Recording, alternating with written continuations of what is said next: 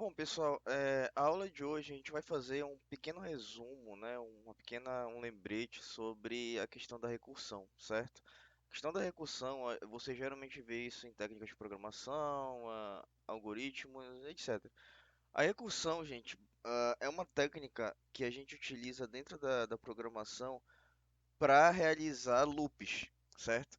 Só que a gente conhece, acho que a gente conhece mais loop no caso loop de repetição, né? For, while, do while, esse tipo de coisa.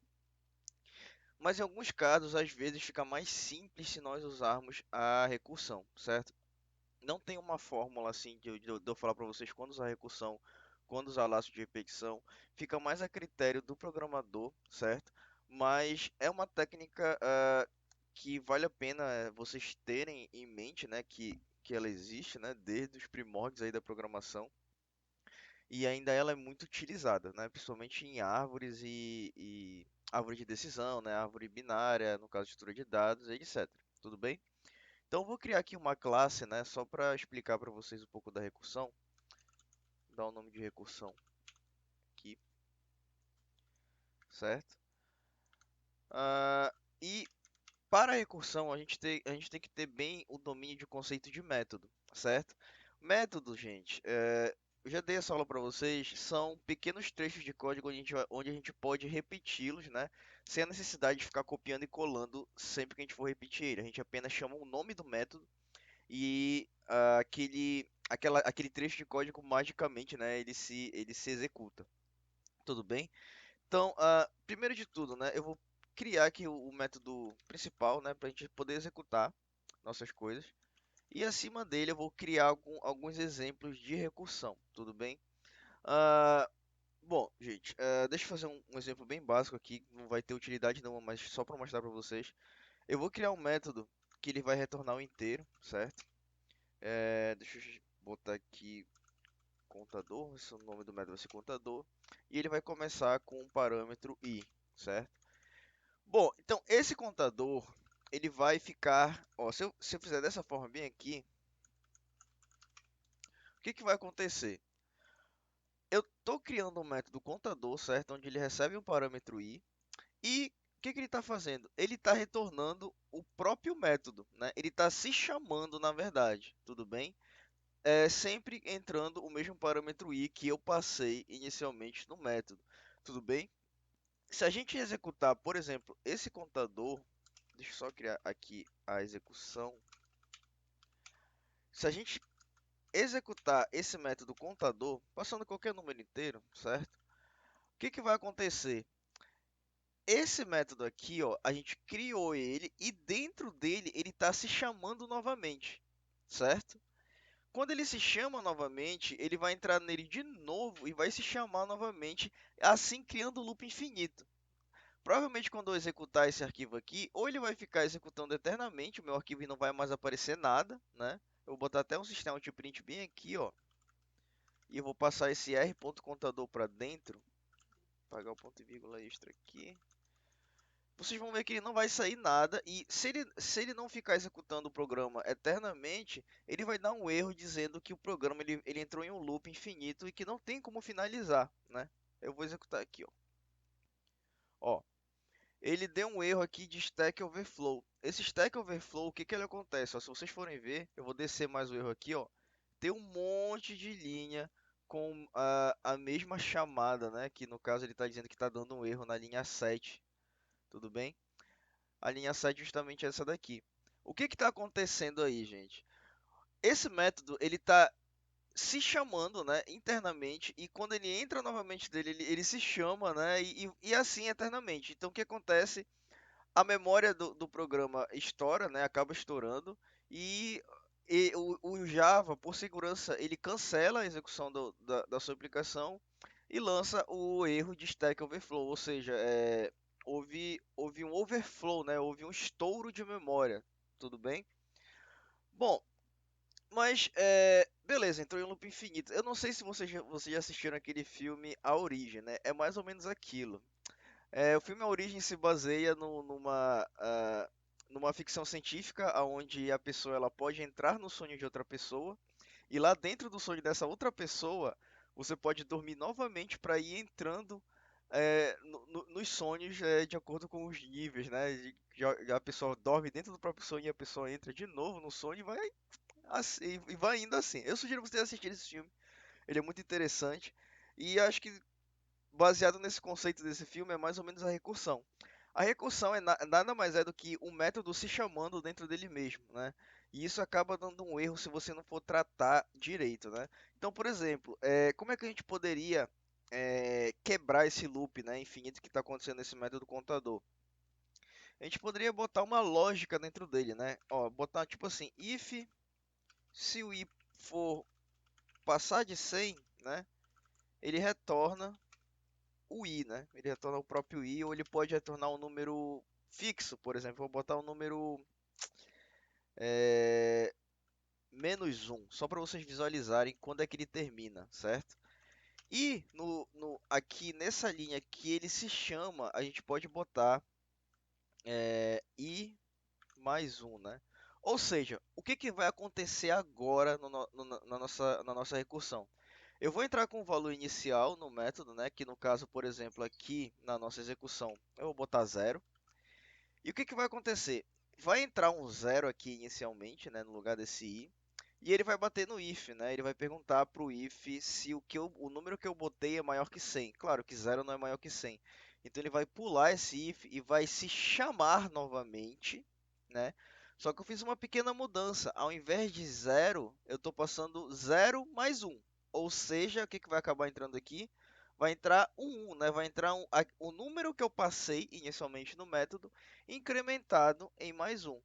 Então, ele vai entrar um aqui e vai se chamar novamente, né? Ele vai entrar aqui passando um, vai bater no if novamente, vai perguntar se o 1 é maior que 100, não vai ser maior que 100, e ele vai se chamar novamente, né? Sendo que vai ser um mais um, dessa vez vai ser 2, e o 2 vai entrar aqui, vai perguntar para o if se é maior que 100, não vai ser, vai entrar novamente 2 mais um, que vai ser 3, e assim por diante, até que esse i ele ultrapasse o valor 100, né? Quando ele ultrapassar o valor 100, por exemplo, vai entrar 101, ele vai perguntar para esse if, né? O valor que eu passei vai ser maior que 100, então vai ser verdadeiro e ele vai retornar um menos um na verdade aqui, e ele não vai mais retornar a chamada dele mesmo, né? No caso, passando um incremento de mais um. Assim, temos uma parada dentro da nossa recursividade, certo? Bom, tendo essa parada, o nosso método ele não vai mais dar erro, né? O que, que vai acontecer? Ele vai ser incrementado, esse número inicial que eu passei, até que ele se torne 101, né? Se tornando 101, ele vai bater aqui e vai mostrar para a gente o valor menos um, certo? Vamos rodar aqui, ó. Vocês vão ver, ó, que ele retorna, né? Ele, ele executa, claro, muito rápido esse loop aí de recursão, porque para o computador isso daí é muito simples de se fazer. E vai chegar o momento que ele vai mostrar menos um, né? A gente pode fazer o seguinte aqui, ó. Bora mostrar as fases da recursão, né? Recursão e pronto, dessa forma aqui. Então ele vai mostrar 100 linhas no caso, né? Ó, aonde eu sempre vou passando o número e esse número vocês vão ver que ele vai se chamando, né? Só que incrementando sempre mais um até chegar no valor 101. Quando chega no valor 101, ele já não mostra mais recursão 101, né? Ele mostra o menos um, que foi justamente o que a gente fez aqui, ó, nesse if, tudo bem? Bom, isso daí é uma técnica, né, que a gente, ó, se vocês forem ver, a gente não usou nenhum loop de repetição, a gente utilizou apenas a recursão, né? A gente, claro, poderia ter feito da seguinte forma, um for, né? Dessa forma aqui, um for i, aonde, sei lá, o j poderia ser até menor que 100, e a gente ir mostrando o valor de i, né? Isso daqui não ia mudar em nada, na verdade, certo? Ah, Mas tem situações onde a recursão ela se torna muito mais simples de ser implementada em relação ao laço de repetição, né? Um dos problemas mais clássicos que vocês podem se deparar na literatura é a sequência de Fibonacci, né? A sequência de Fibonacci, gente, ela é uma sequência onde o próximo número ele sempre vai ser a soma dos dois anteriores. Ou seja, por exemplo, se eu inicio ó, a minha sequência com 0 e 1, né? 0 e 1, o próximo número vai ser 0 mais 1, aí vai ser 1, né? Já o próximo número vai ser 1 mais 1, que vai ser 2. Já o próximo número vai ser 1 mais 2, vai ser 3. O próximo vai ser 2 mais 3, vai ser 5.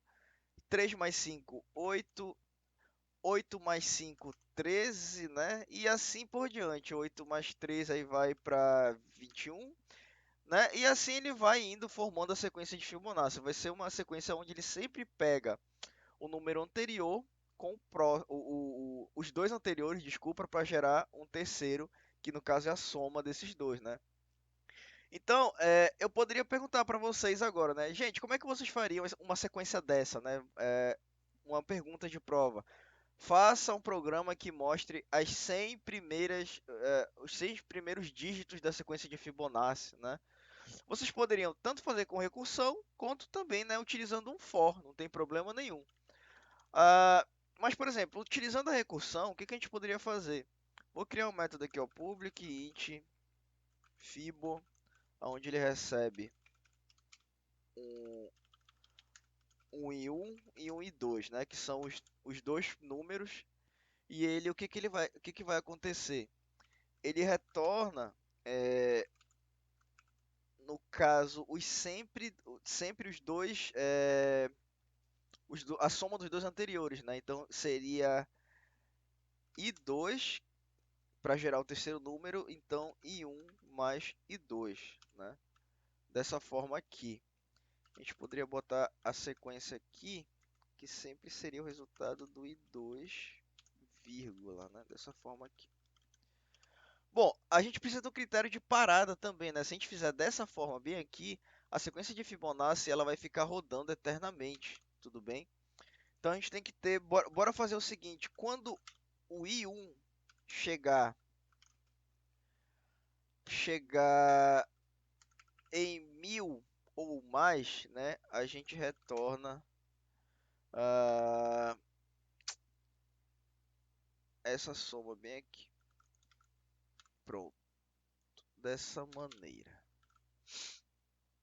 Bom, então o que que vai acontecer? A gente vai passar 0 e 1 inicialmente, né? E vai acontecer o seguinte: é, Fibo, vamos chamar aqui o nosso método de Fibonacci 0 e 1.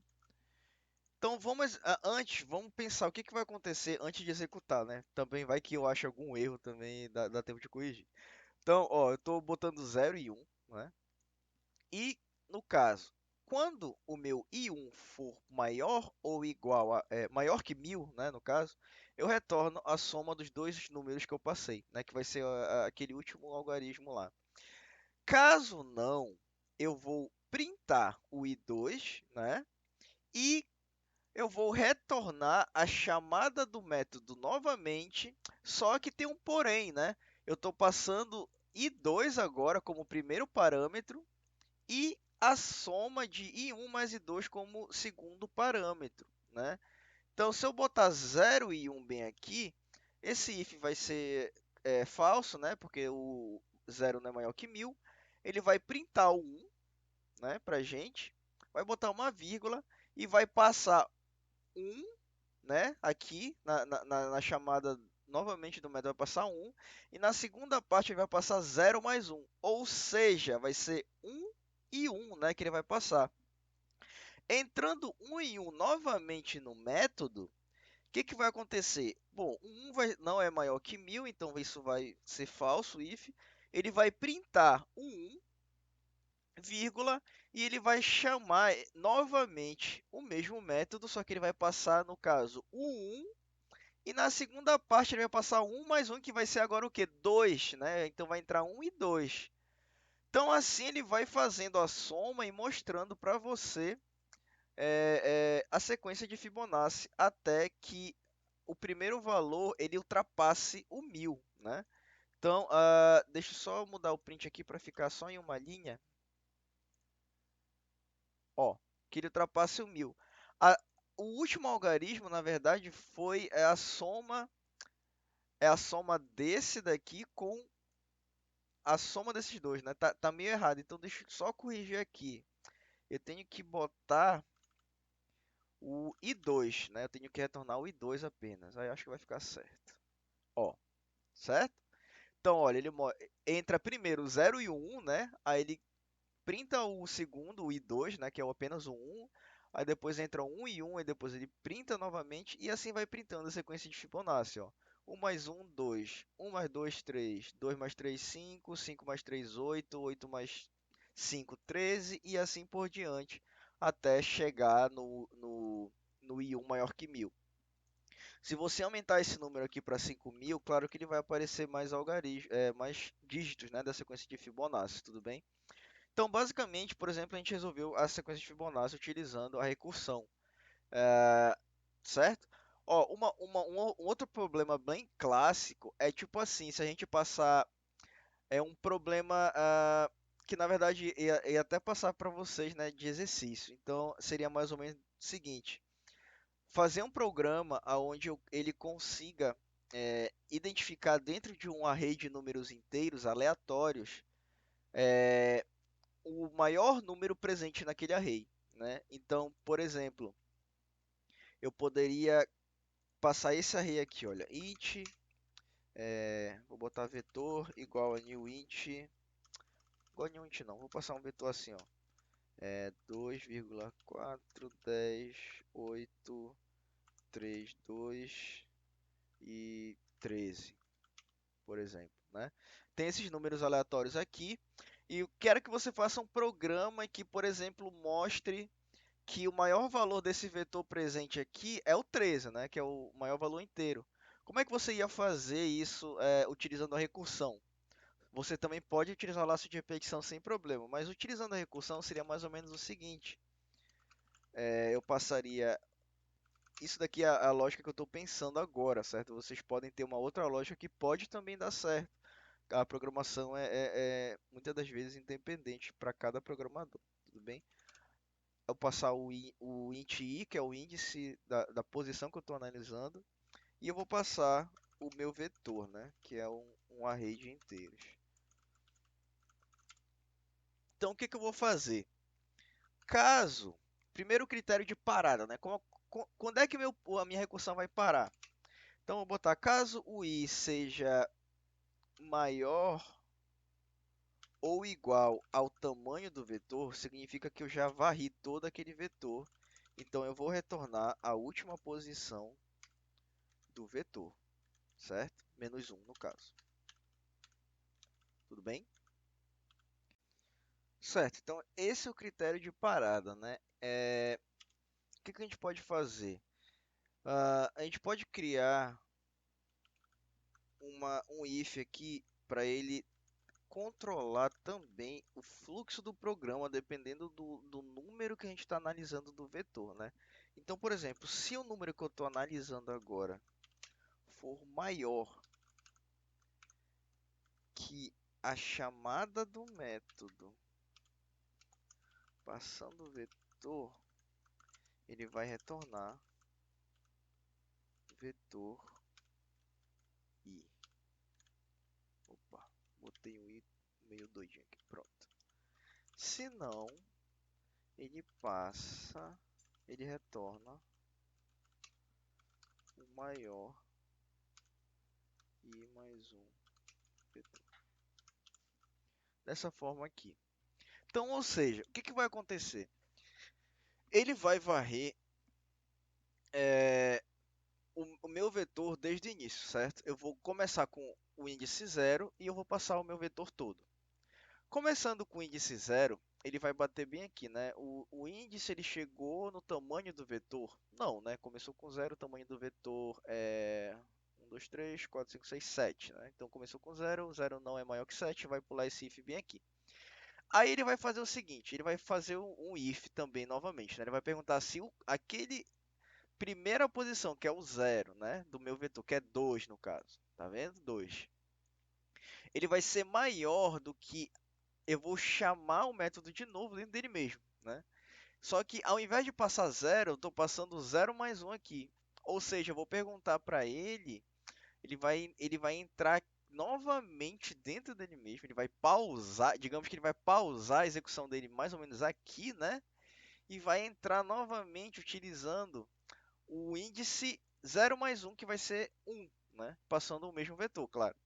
Ele vai vir aqui de novo e vai perguntar: o 1 é maior do que o tamanho do vetor que é 7? Não, ele vai pular, aí ele vai perguntar novamente: o 2, não, o 2 não, o 4 agora, né? Ele vai ser maior, aí ele vai dar uma pausa e vai entrar novamente dentro dele, né?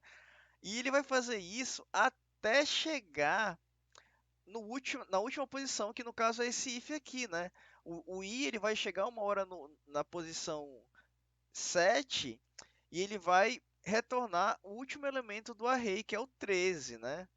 Quando chegar no 13, todas essas pausas que eu fiz em todas as posições desse array, eles vão continuar sempre comparando com o número que era o próximo dele, ou seja, o 2 vai ser com 4, 4 com 10, só que ele vai fazer isso de uma maneira inversa, ele vai parar no 13, quando ele retornar o 13, antes eu tinha dado uma pausa bem aqui no 2, né, que é nesse 2 antes do 13 aqui. Aí ele vai comparar, o 2 é maior que o 13? Não. Aí ele vai chamar novamente o vetor aqui, só que ele vai retornar o 13, né? E assim por diante, gente. Ele vai fazendo isso, ele vai gerando uma árvore de execução do método, né? Esse método aqui é um pouquinho mais complicado de se entender, por conta que a chamada dele, no caso dentro do próprio método, ele é feito dentro do if, né? Então, o que que vocês têm que fazer? Eu sugiro, assim, para quando vocês forem estudar a recursão em situações um pouquinho mais complexas como esse daqui, é, vão anotando num papel o que está acontecendo e os valores de onde eles estão dando uma pausa, né? Justamente para você entender como é que está sendo feita essa recursão, né?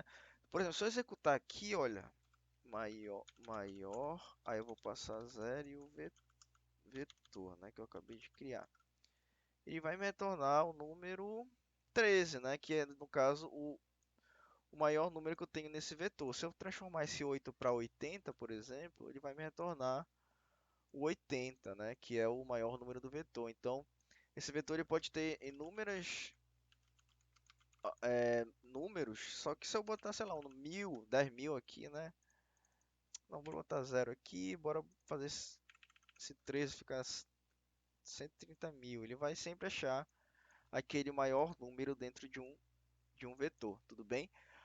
Eu confesso para vocês que eu acho que para esse exemplo, eu acho que utilizar um laço de recursão seria mais entendível, né, no caso.